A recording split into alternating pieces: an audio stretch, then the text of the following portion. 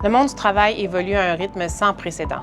Pour assurer sa prospérité économique et améliorer la qualité de vie de sa population, le Québec devra relever des défis majeurs au cours des prochaines années. En cette période électorale, l'Ordre des conseillers en ressources humaines agréées fait 17 recommandations aux candidats et candidates pour faire face aux défis d'aujourd'hui et demain. Aujourd'hui, je vous présente nos recommandations numéros 9 et 10. Le droit de gérance des employeurs permet la surveillance électronique des employés sous certaines conditions, ce qui peut être justifié dans de nombreux cas.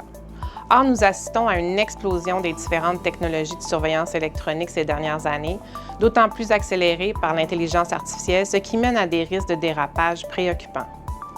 Il est maintenant facile pour un employeur d'accéder à faible coût à des logiciels qui traquent l'utilisation de la souris, des claviers, des emojis. D'autres utilisent même les expressions faciales pour évaluer l'humeur des employés. Travailler dans un environnement de surveillance excessive entraîne clairement une démotivation, du stress et peut mener à des arrêts de travail et des troubles psychologiques pour les travailleuses et travailleurs. La surveillance se justifie selon 3 critères, soit qu'elle ne doit pas être en continu, que les employés doivent être informés de cette possibilité et qu'elle doit être raisonnablement motivée. À l'heure actuelle, les limites de cette surveillance ne sont pas complètement tranchées par les tribunaux. Or, l'obligation pour les employeurs d'informer leurs employés de l'utilisation de technologies pour la surveillance s'arrête à cette information.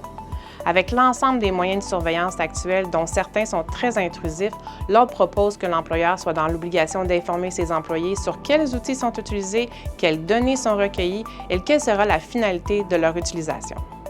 De plus, compte tenu de la limite des effets de la transparence, l'Ordre recommande au gouvernement de baliser davantage l'utilisation de technologies de surveillance en contexte de travail en évaluant si certaines de ces technologies devraient être limitées ou carrément interdites. Si vous êtes intéressé de connaître la réponse des différents partis politiques à nos propositions et aux autres enjeux du monde du travail, je vous invite à la 3e édition de notre débat électoral qui aura lieu le 22 septembre à Montréal.